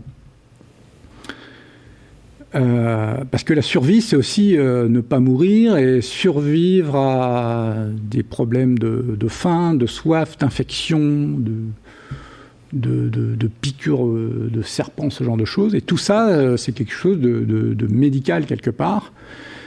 Donc on a créé une sorte de modèle simulatoire du corps humain. Alors il y a ce qui est circulation sanguine, la fièvre, les évanouissements, à partir de quel rythme cardiaque, quel niveau de tension, on va tomber dans les vapes, combien de temps on peut tenir avec une infection, quand est-ce qu'elle se généralise, tout ça. Donc on a étudié un peu tout ça avec des éléments médicaux réels pour pouvoir le reproduire à l'intérieur du jeu, et le joueur y était confronté. Dans Robinson Requiem, si on a une infection qu'on ne soigne pas, elle peut finir par la gangrène, et pour éviter la gangrène, la solution, c'est l'amputation. Donc on pouvait être amené à faire sa propre amputation directement dans le jeu. Alors c'est un peu spécial, parce que se faire soi-même une amputation, il faut avoir le courage, on va dire. Et alors là, avec un kit de survie, vous pouvez utiliser de la morphine pour que ce soit tenable, on va dire, parce que sinon, on mourrait d'une crise cardiaque si on n'avait pas de quoi se faire une anesthésie. Mais après, aussi, il faut recoudre, etc. Enfin, tous ces éléments étaient présents à l'intérieur de la simulation. Donc, on a été vraiment très, très loin dans ce côté, tous les détails comptent. On comptait les calories ingérées par la personne. Si on mange une pomme, ce n'est pas les mêmes calories que si on mange un poisson. Tout ça a été calculé. Et tout ce qu'on portait dans son sac était pesé. Donc, si on veut dire je vais prendre 10 kilos de pommes avec moi, ouais, mais 10 kilos de pommes, il faut les trimballer. Et donc, ça coûtait des calories et de la fatigue quand on évoluait dans le décor. Voilà. Alors, donc, tout ce modèle-là, en fait, a contribué à créer, je pense, pour l'époque, sans doute le jeu de survie le plus abouti qui ait pu exister. Alors, je vais quand même citer une des sources d'inspiration qui nous a guidés dans cette idée de jeu. C'était un jeu qui s'appelait Wilderness, qui a été fait sur Apple II, je crois, dans les années 84-85. Et c'était un jeu où le thème, en fait, c'était un aviateur, en fait, un crash au milieu des montagnes de la Sierra Nevada, et il est seul, en fait. Et il doit retrouver la civilisation en ayant simplement une boussole et en regardant le territoire. Enfin non, il a une carte, je crois, dans le jeu. Voilà. Il a une carte, il faut qu'il se repère au pic montagneux pour essayer de trouver... Donc il y avait un côté ultra réaliste qui était un élément, qui était vraiment un élément déclencheur d'inspiration du jeu. Moi, la vérité, j'ai jamais joué à ce jeu, mais en fait, moi, je me souviens avoir lu un article de presse à l'époque, je crois que c'était dans Jeux et Stratégie, et ça m'avait fasciné quand j'avais vu cette description, un jeu qui était en soi vraiment novateur. Je crois que ce jeu, d'ailleurs, avait été élu meilleur jeu éducatif par une revue scientifique, je ne sais pas lequel. Alors que finalement, c'était un jeu vidéo. Mais déjà, pour l'époque, il avait marqué par cette approche vraiment ultra scientifique. Donc voilà, je dirais aujourd'hui, il y a beaucoup de jeux de survie qui ont été faits depuis. Hein. C'est devenu un genre en soi, les jeux de survie. Et je dirais même qu'aujourd'hui, notre jeu n'a pas à lire, par le niveau de complexité, enfin, le niveau de complexité dans la simulation où il a été. Même aujourd'hui, beaucoup de jeux de survie n'ont pas tout ça. Alors après, un des aspects du jeu, on le voit là sur les deux images en vue 3D, c'est qu'on avait mis au point un algorithme 3D qu'on appelle voxel. Donc le voxel, en fait, c'est pas de la 3D comme on la voit aujourd'hui avec des polygones. C'est de la 3D qui est faite avec des petits cubes. Ça fait penser un peu à Minecraft, quelque part. Alors, sauf que dans Minecraft, c'est des très gros cubes, si je puis dire. Et là, en fait,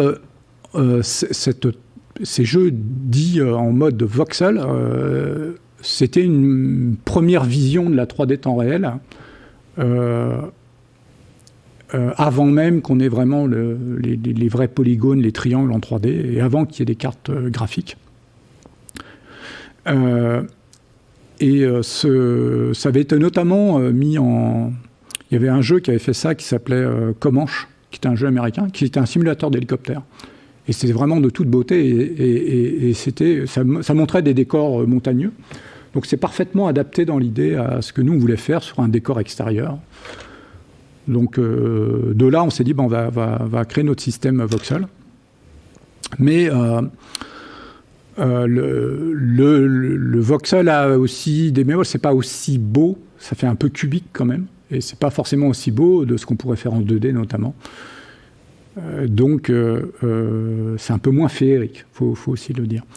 Alors du coup, quand on a fait la suite de Robinson Requiem, donc qui s'appelait Deus, c'est 2 ans plus tard. Donc là, on a fait, entre-temps, là, on avait développé un moteur 3D, plus comme ceux qu'on connaît aujourd'hui, avec des triangles et des polygones avec des textures. Donc on a modernisé, si je puis dire, le concept. Et puis, d'ailleurs, à cette époque, en 96, c'est pas la seule évolution, puisque voilà, on était passé de 2D à, finalement, maintenant c'est la 3D temps réel. Aussi, on est passé à des jeux en haute résolution, puisque pendant des années, en fait, jusqu'en 95 à peu près, les jeux étaient en résolution 320 par 200, grosso modo, 320 par 200 pixels. Mais là, donc à partir de ces années-là, on passait en 640-480.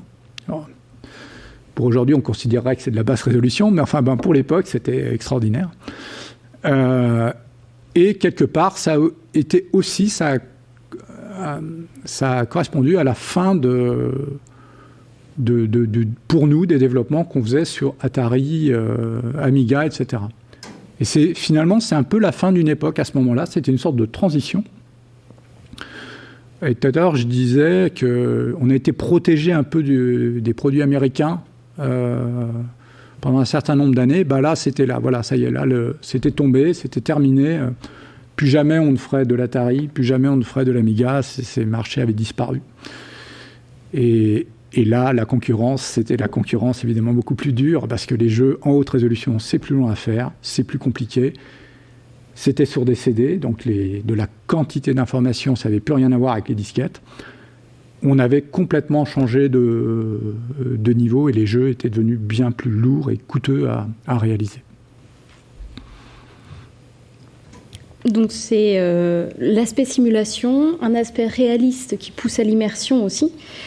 Et tout ça donc dans un univers qui est logique en quelque sorte aussi pour le joueur en tant que joueuse de jeux d'aventure. Surtout, c'est souvent pour moi une frustration de se retrouver à devoir résoudre des énigmes qui ne sont pas forcément logiques, où il faut utiliser tel objet pour tel puzzle, et à moins de ou c'est peut-être moi qui ne suis pas ne rentre pas dans la logique. Mais donc pour revenir sur cet aspect vraiment univers, exploration, Robinson's Requiem n'était pas le premier jeu de Silmaris à se dérouler dans un monde imaginaire. Donc il y avait également Transarctica qui dépeint la Terre du XXIe siècle privée du Soleil, oui. Stormmaster qui propose un univers avec des machines volantes dignes de Léonard de Vinci. Oui. J'imagine qu'il y a là un intérêt narratif, mais aussi une manière de justifier le gameplay par l'histoire et inversement. Est-ce que vous avez trouvé des univers alternatifs plus propices aux expérimentations ludiques ? Alors, disons que ce qu'on se disait, nous, c'était que dans les jeux... donc là, déjà, on voit que c'était fait en 91, donc c'était avant Robinson Requiem, donc c'est moins audacieux, si on peut dire. Mais ce qu'on se disait, c'était que les jeux, mais c'est valable pour d'autres choses, hein, c'est valable pour moi je dirais pour le cinéma, pour la BD, mais quand on présente des univers imaginaires, en fait, c'est un élément, c'est souvent ça qui est les œuvres les plus prisées, parce que ils vont émerveiller le joueur ou le lecteur, ils vont attiser notre curiosité. Et donc c'est quelque chose qui est vraiment prenant. Donc de se baser, se dire je vais faire un monde imaginaire, c'est un élément clé quand même qui est tout de suite un bonus dans l'idée de la création qu'on veut faire. Alors là, en fait, pour trouver quels univers on allait créer, on faisait un peu des séances de réflexion, de sorte de brainstorming pour essayer de déterminer ce qui allait être intéressant.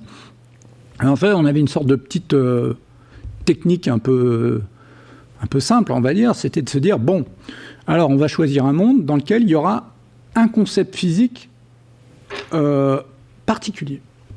Et à partir de là, on va tout dérouler, en fait. Alors, pour le cas, on peut penser, par exemple, que c'est des choses qui peuvent exister dans des livres. Hein. Si on pense à Dune, c'est quoi? L'univers, en gros, c'est un monde désertique, et puis il y a une richesse, c'est l'eau. Et à partir de simplement de cette chose-là, tout se construit autour, toute la logique scénaristique, les personnages, leurs compétitions entre eux, tout fonctionne sur cette simple idée. On pourrait prendre même Mad Max. Hein. Mad Max, c'est pareil. Alors là, c'est pas l'eau, c'est l'essence. Mais enfin, bon, on est toujours dans cette idée, un concept simple, et tac, on imagine tout l'univers autour. Alors nous, on est parti un petit peu dans cette idée-là. Et donc, alors là, on s'était dit, on va faire un univers où tout est basé sur le vent. Donc, c'est Stormmaster. Et de là, on va découler toutes les petites idées. Alors, bon, il y a, avec le vent, qu'est-ce qu'on va faire? Tout ce qui est industriel, c'est bien, ça va être des moulins à vent. Alors, pour se déplacer, ça va être des machines qui volent, à voile, si possible. D'où ces histoires de bateaux volants. Ça tombe bien, c'est dans les univers steampunk. Donc, tout ça collait bien avec les imaginaires qui nous plaisent et avec l'image de ce qu'était Silmaril. Et puis même, là, on voit l'image qui est en bas à gauche. Même la religion dans cette civilisation, elle est basée sur les vents. Alors, il fallait, par des cérémonies particulières, arriver à dompter les tempêtes pour les envoyer sur l'adversaire. Voilà, alors tout se déroulait autour de là. Et même pour la communication, on allait utiliser des pigeons voyageurs. Voilà, comme ça, la boucle est bouclée. Bon, alors, pour les machines volantes, on avait aussi mis une petite dose de simulation, puisqu'on pouvait construire ses propres machines. Voilà, on voit là une image où on pouvait carrément dire je mets un moteur à hélice, je mets une voile, etc. Et donc on a une sorte de mini-simulation, un peu naïve sans doute, mais où le joueur pouvait expérimenter ces machines. Alors, une fois qu'elle était construite, il fallait aussi l'essayer, et éventuellement corriger le tir. Si elle n'était pas bien équilibrée, alors on avait le résultat du test, et du coup on la modifiait pour qu'ensuite elle soit, pour enfin partir à la conquête ou en guerre avec. Voilà, alors sur Transarctica, qui est un autre jeu qui est parti un petit peu dans une démarche similaire, là l'univers, c'était un monde futur glacé, sous la neige, et puis des trains. Voilà. Et tout tournait autour de ça. Alors du coup, on va dire, tout à l'heure je parlais, dans Dune, c'est l'eau qui était la richesse. Ici, c'est le charbon. Oui, parce que le charbon, ça permet de se chauffer quand il fait froid, c'est bien, et ça permet de déplacer les trains. Parfait.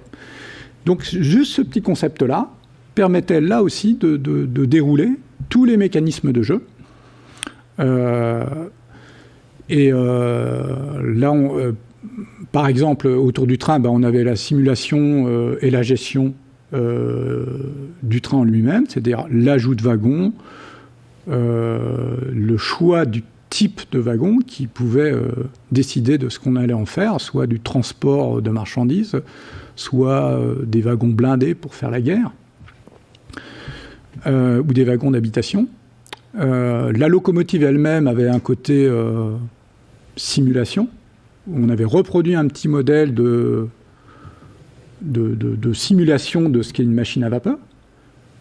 Et puis le pilotage elle-même, alors il fallait monter en température. Une fois qu'on était en température, il fallait monter en pression, alimenter au bon moment pour conserver ce niveau de pression. Donc ça contenait aussi ces éléments qu'on retrouve ensuite évidemment beaucoup dans Robinson Requiem, mais il y avait déjà ces éléments de simulation. Après, dans Antarctica, il y a une vraie partie narration, toute une histoire autour du soleil perdu qu'il va falloir retrouver après le grand bouleversement climatique. Mais voilà, il y a une part de stratégie qui était importante, un mélange finalement de stratégie, mais aussi d'une forme d'aventure. Donc un concept simple finalement à l'origine, une souvent énergie une idée simple et derrière on déroule toutes les caractéristiques de ce que sera le futur jeu. Alors pour changer un peu de domaine et un peu rapidement pour qu'on ait le temps de voir, de conclure avec les projets inconnus et de passer ensuite aux questions. Juste donc très rapidement quelques questions sur la série des Ishar. Donc avec 4 titres, Crystal of Arborea en 1990, Ishar en 1992, Ishar 2 en 1993 et Ishar 3 en 1995. J'ai remarqué en particulier que Crystal of Arborea s'inspirait beaucoup de l'œuvre de Tolkien, puisqu'il y a Morgoth, il y a les références au Silmarils. Est-ce que vous parleriez d'une adaptation, d'une réécriture, d'éléments d'hommage, Tolkien comme inspiration en quelque sorte pour Crystal of Arborea? Oui, alors en fait, alors c'est vrai qu'il y a un peu une idée d'adaptation. Enfin, s'il faut choisir, je dirais que c'est plutôt une forme d'adaptation, mais j'irai un peu plus loin parce que je dirais que c'est plutôt une extension. Et ça me fait penser un petit peu à la manière dont on a des phénomènes actuels de fanfiction, où finalement, on va vouloir aller plus loin que ce que l'auteur lui-même d'origine avait fait, pour satisfaire d'autres fans d'un auteur ou d'une œuvre. Et donc nous, on s'est dit, il y a ce monde sous-jacent, nous, on va y apporter on va aller plus loin, on va l'étendre. Et donc, c'est un peu dans cette direction qu'on a été. Mais il y a aussi un autre élément, le fait d'avoir, où on fait toutes ces références, toutes les références ici de noms qui sont issus du monde de Tolkien, en fait, c'est parce qu'on veut aussi transmettre aux joueurs l'idée que nous, créateurs, on partage les mêmes passions que lui, la même culture que lui. C'est des formes de clin d'œil quelque part, mais voilà, c'est aussi une idée de partage. Et je voudrais aussi en profiter ici pour dire un mot sur la série, aussi bien Crystal Arborea que la série des Ishar, en fait. C'est que ça a été initié au départ par Pascal Einweiler, qui était un graphiste qui travaillait chez nous, qui avait commencé par faire Targan au départ, et qui a amené beaucoup, en fait, de cette série de jeux. Et les idées, en fait, sur Crystal of Arborea, c'est de dire, on va faire un univers où, comme dans des jeux de rôle, bien sûr, il va y avoir des idées de labyrinthe, mais là, on va sortir de ces fameux couloirs sombres, etc., pour apporter des paysages plus, extérieurs et qui soient plus jolis et aussi peut-être plus réalistes. Et c'est là-dessus qu'on voulait faire la différence. Alors, Crystal of Arborea, en fait, qui était le premier de cette série, lui, il avait une vraie volonté aussi de mettre de la stratégie dedans. Quelque part, c'était pas vraiment un pur jeu de rôle. Il y a un côté jeu de rôle parce qu'il y a des personnages, une équipe de personnages, mais il y a beaucoup de stratégie parce que le but, c'est pas juste de collectionner des pièces d'or et des trésors. C'est vraiment de mener une quête et on va l'amener stratégiquement. Et c'est pour ça qu'on voit, il y a une vue de l'île qu'on voit là sur l'écran en bas à droite, parce que c'est une vision stratégique de déplacement des armées et des personnages. Dans Ishar, tout ça, ça change, puisqu'on passe du combat au tour par tour au combat en temps réel, puisque, alors on reste toujours dans un point de vue, une vue subjective, même si... là, du coup, c'est un peu en opposition avec ce que vous disiez avant. Le chercheur Carl Terrien souligne que la particularité des Ishar, c'est que même en étant en extérieur, ils gardent un environnement très labyrinthique. Et ça se retrouve notamment beaucoup dans le premier Ishar, où il faut éviter les buissons, contourner. Si on veut réussir à atterrir à tel endroit, ça devient très... faut penser à contourner certains obstacles. La carte, il n'y a pas de carte.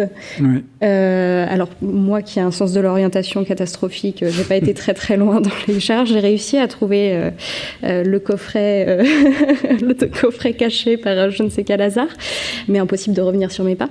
Ce qui me permet d'ailleurs au passage de glisser que le premier jeu en vue subjective était aussi un labyrinthe. Donc Maze War en 1973. Et donc tout ça, c'est l'idée que finalement l'exploration, l'espace géographique, ce serait une des caractéristiques du jeu de rôle, de partir aussi, de s'approprier un espace. Oui. Moi je dirais le mécanisme fondamental, c'est l'exploration.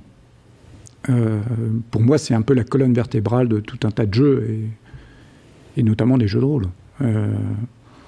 C'est ce qui pousse le joueur, qui est curieux de découvrir chaque nouveau décor, chaque nouveau paysage, ou de nouveaux ennemis peut-être, mais vraiment l'exploration est au cœur de la chose. Et aujourd'hui, il y a des jeux ce qu'on appelle les 4X. 4X, Explore, Expand, Exploit, Exterminate. Alors, dans les Ishar, il n'y a pas d'exploit, il n'y a pas vraiment de gestion, mais c'est vraiment 4 éléments moteurs de ce que sont la construction des jeux. Alors ici, dans les Ishar, même si on a dit, on doit sortir dehors parce qu'il y en a marre de ces labyrinthes, parce que nous, les premiers jeux de rôle qu'on connaissait, et ce qui nous a menés à faire des jeux de rôle, c'est aussi parce qu'on voyait des jeux comme notamment Dungeon Master, qui était un des premiers, en tout cas sur Atari et Amiga. Alors ça se déroulait dans des couloirs, et tout le temps. C'est un peu incontournable d'en avoir. Alors il y a une raison, c'est que quand on se balade dans des couloirs, là, il y a un côté oppressant et un côté aussi danger qui donne de l'émotion aux joueurs. On se dit qu'on va passer une porte et on va découvrir un monstre très dangereux.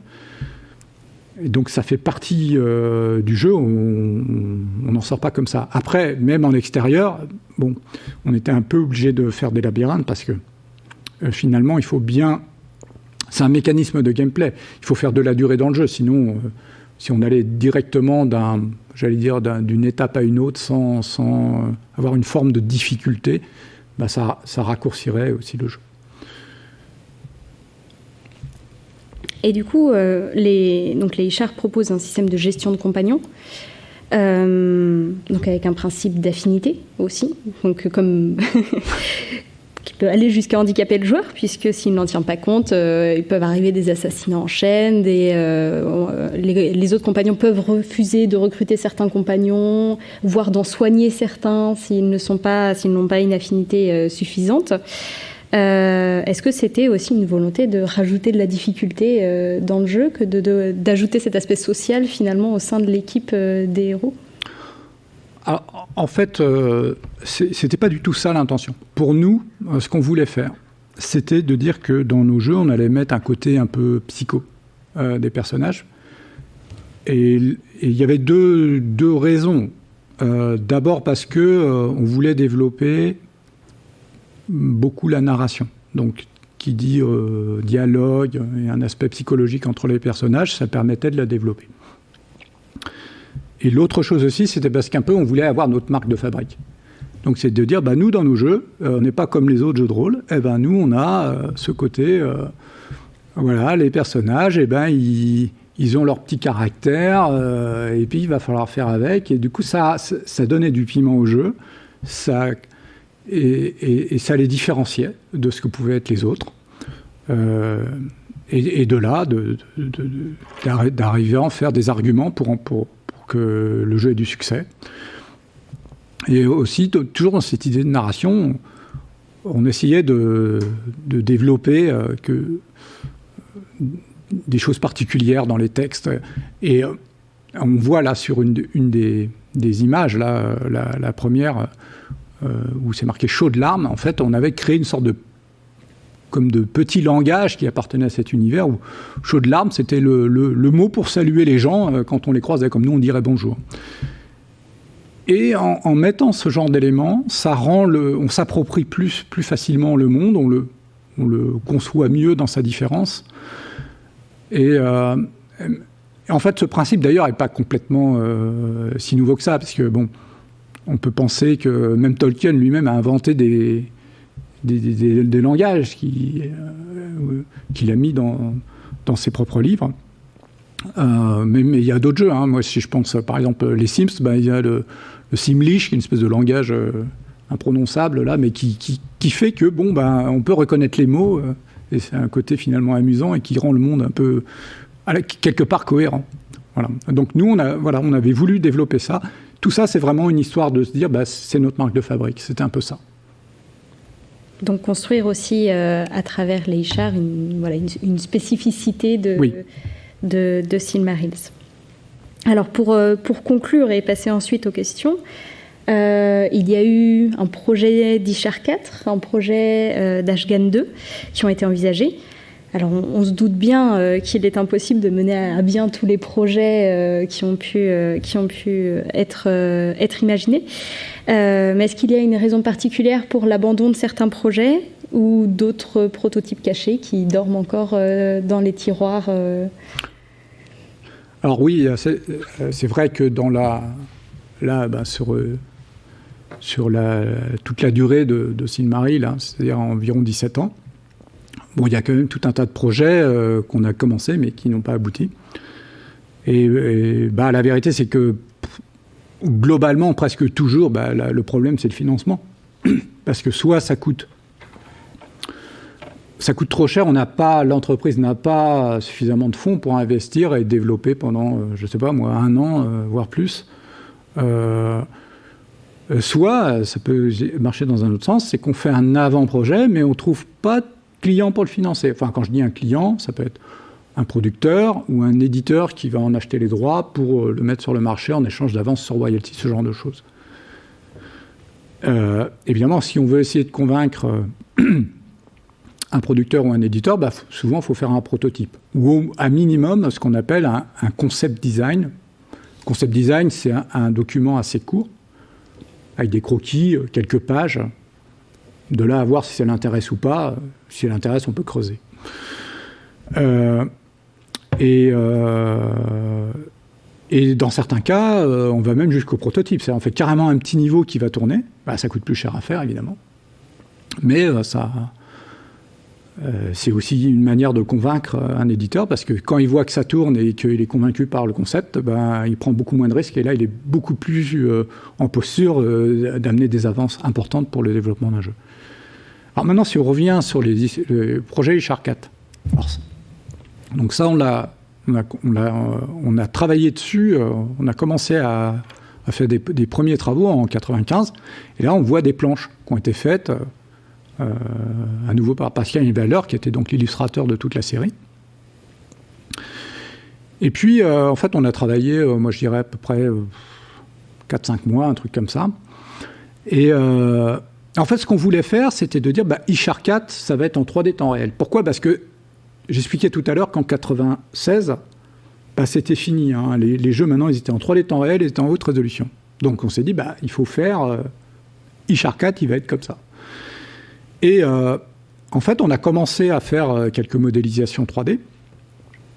Et là, on a été confronté quand même à une difficulté importante, qui était de dire, mais on n'arrive pas à faire avec un moteur 3D aussi beau que ce qu'on faisait en 2D. Pourquoi ? Parce qu'en 2D, on ne voit pas tous les angles possibles. Donc c'était juste une construction un peu fausse, c'est de la fausse 3D dans Ishar. Et par contre, en 3D temps réel, tous les angles sont visibles. Et les moteurs 3D de l'époque, on n'envoyait pas beaucoup de polygones à l'écran. Hein. Donc, pour faire un décor qui soit beau, il faut énormément de polygones, mais ça ne pouvait pas tourner en temps réel. Ou on n'avait pas la place en mémoire. Du coup, on a été confronté à ce dilemme, de se dire, c'est impossible pour nous de faire un Ishar 4 qui aurait un visuel au niveau de ce qu'ont été les précédents Ishar, en le faisant en temps réel. Et que du coup, on en a conclu que probablement, ça allait être un échec ou un demi-échec. Alors pourtant, il existait quand même des jeux de rôle en temps réel à ce moment-là, notamment des jeux américains, en 3D temps réel, mais voilà, enfin pour nous, on était confrontés à ces difficultés. Alors, du coup, ce qu'on a décidé, c'est de se dire, on va, au lieu de faire Ishar 4, on va faire la suite de Targan, qui va s'appeler Azgan. Alors là, si on observe bien sur cette image, on voit que le croquis du haut, en fait, c'est un grossissement de la planche précédente, qui était ce qu'on appelle, nous, le décor de la falaise, qui était censé être le premier décor de Ishar 4. On voit donc il y a une petite crique avec un bateau. Et ce décor, en fait, qu'on avait construit, en fait, a été réutilisé à l'intérieur d'Azgan, qui lui n'était pas un jeu de rôle, mais qui était un jeu d'aventure-action, comme l'avait été en 88 Targan. Et cette fois, en 3D temps réel.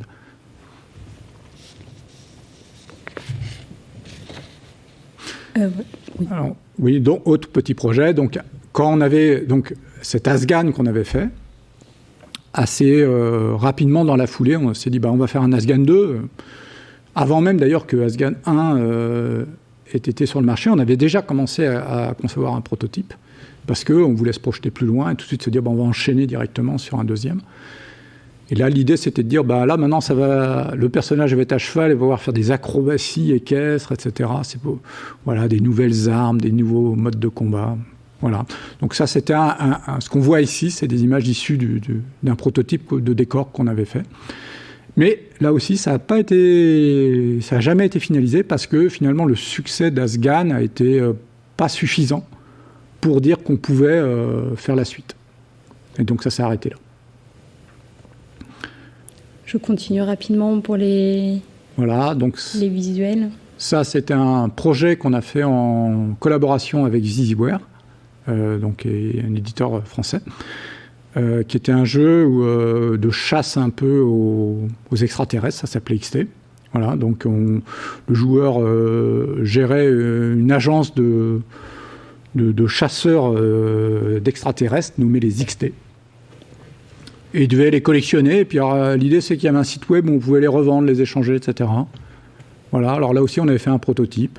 On pourra voir tout à l'heure une petite vidéo. On va voir aussi sur la planche suivante, on peut voir ces fameux monstres qu'il faut essayer de capturer dans différents décors. Il y a une idée de mélange entre un peu de Ghostbusters comme ça. Dans cette idée de jeu. Voilà, donc il y a une courte vidéo qu'on peut voir là, qui suit immédiatement.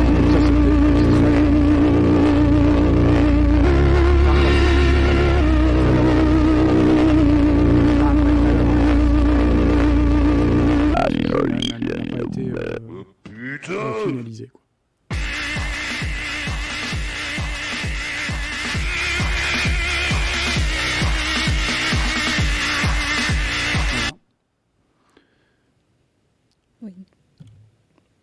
Alors ensuite, un autre jeu qui est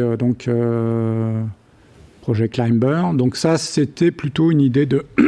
c'est pas du tout un jeu d'aventure, etc. Là, on est complètement dans un jeu d'action, plutôt orienté Yamakasi, ou jeu de parcours, d'escalade en zone urbaine. Voilà.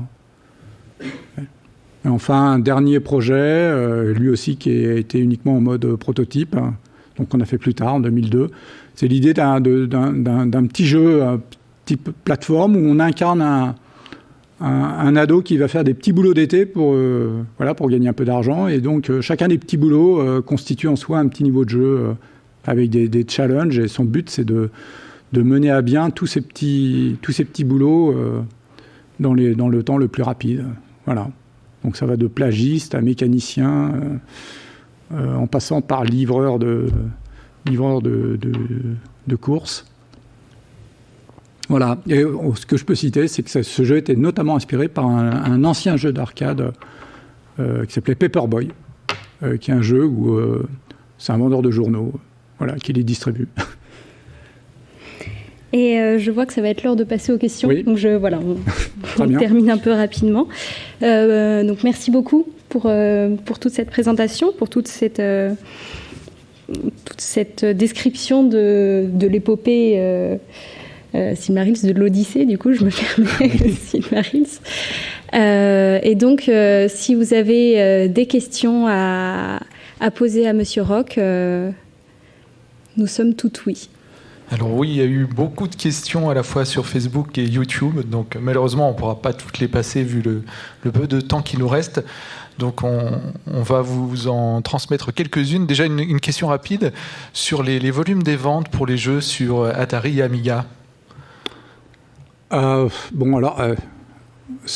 je dirais que les titres, ça se vendait entre 20 et 50 000 unités sur l'Europe. Voilà, pour donner des ordres de grandeur. Alors ça dépend des jeux.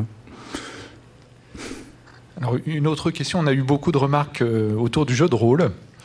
Et justement, on a une question assez pointue. Plusieurs genres rétro reviennent à la mode. Croyez-vous que le modèle de jeu de rôle qui a inspiré votre série Ishar, donc les jeux comme Dungeon Master, Captive, Eye of the Beholder, extrêmement populaires à l'époque, pourrait encore trouver un public aujourd'hui ?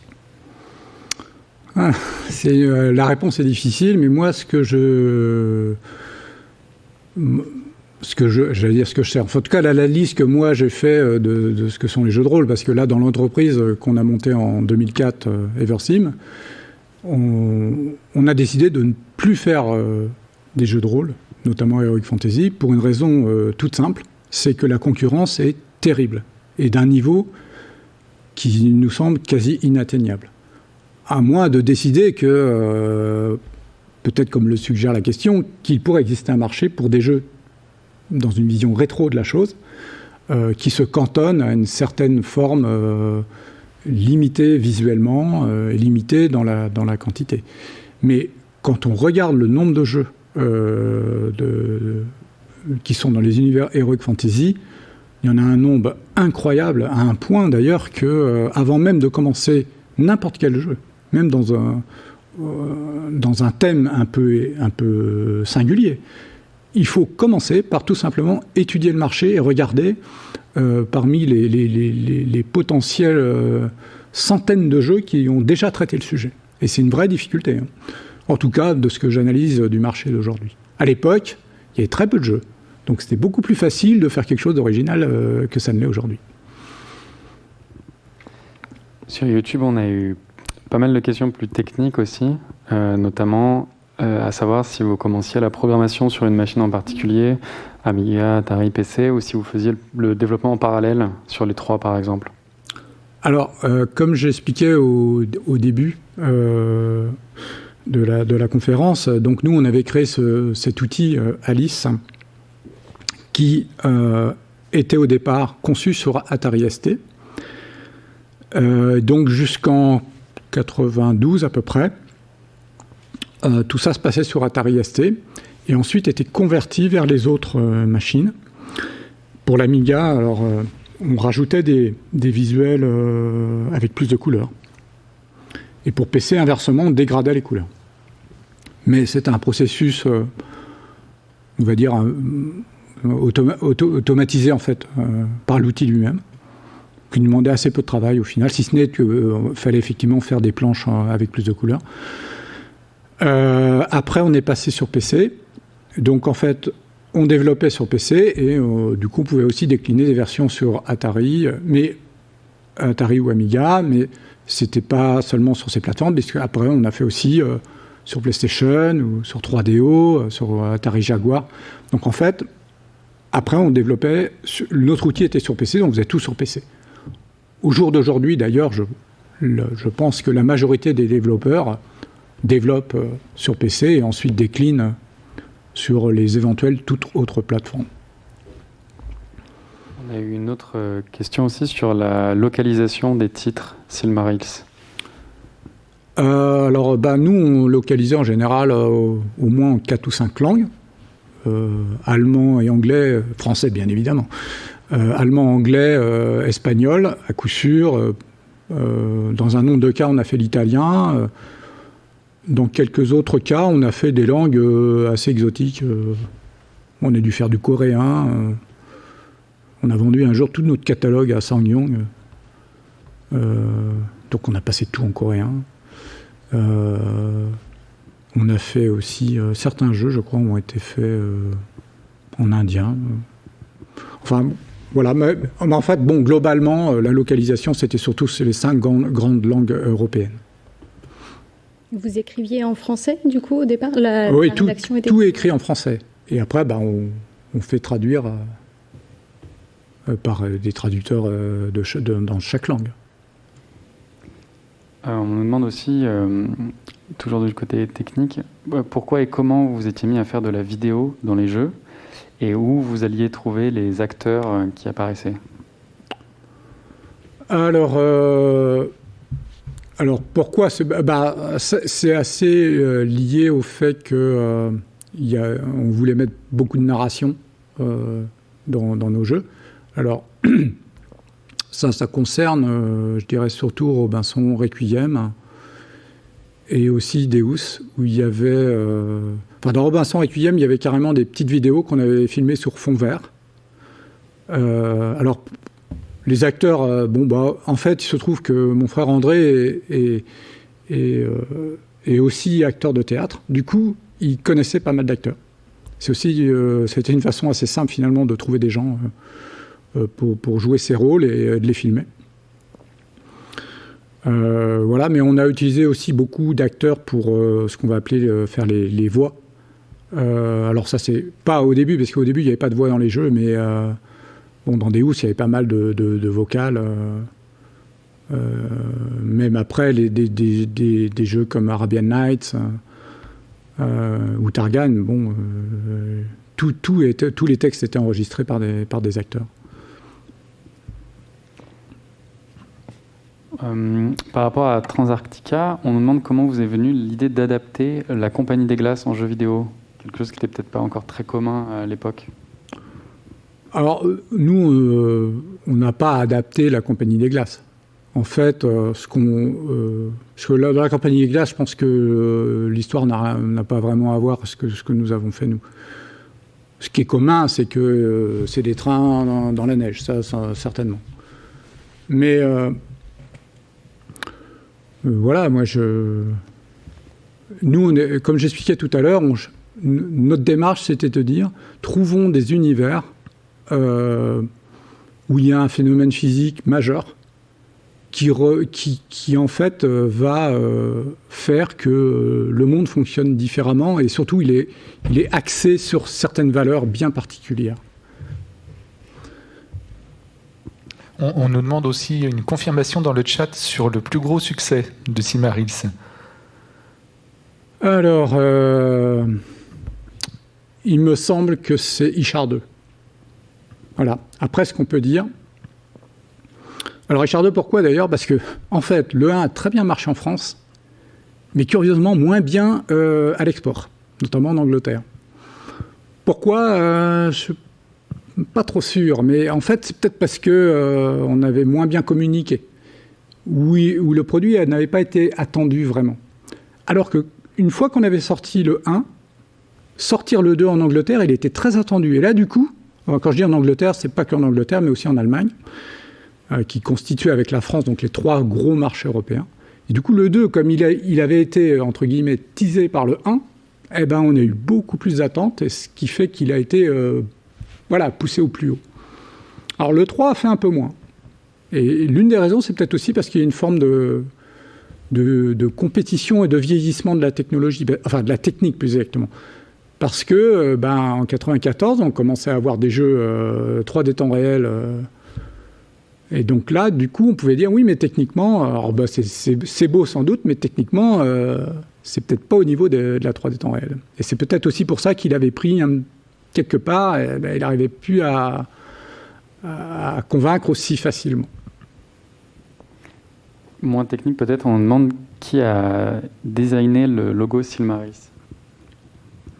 Ah, alors on a fait faire le logo à un illustrateur dont j'ai oublié le nom.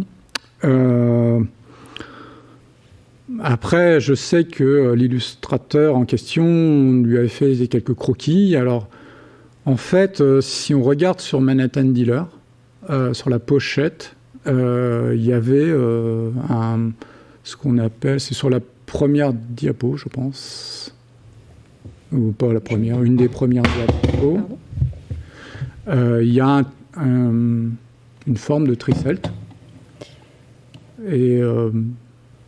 Et on s'était dit, oui, c'est bien parce que il y a 3 Silmarils, donc oui. Alors, est-ce qu'on voit sur la jaquette ? Ah oui, non, on ne le voit pas. On le voit un peu. Non, en fait, ça apparaît sur le logo dans l'intro du jeu, mais pas sur la jaquette. Donc c'était, il y avait cette forme avec 3 diamants, 3 joyaux. Alors après, on s'est dit, il faut en faire un très beau, très joli, et c'est pour ça qu'on a fait travailler un illustrateur. Et ça a servi effectivement de bandeau après sur des tas et des tas de boîtiers et de jeux qu'on a sortis. J'ai juste dans les années 96, je crois, ou 97, on a redépoussiéré un peu le logo. On l'a mis. C'était plus avec cette histoire de bandeau qui était peut-être un peu trop voyant. On est revenu dans quelque chose de peut-être un peu plus classique. Voilà. Vous venez d'écouter un podcast de la Bibliothèque nationale de France. Retrouvez les conférences, rencontres et créations de la BNF sur toutes les plateformes de podcast ainsi que sur le site bnf.fr.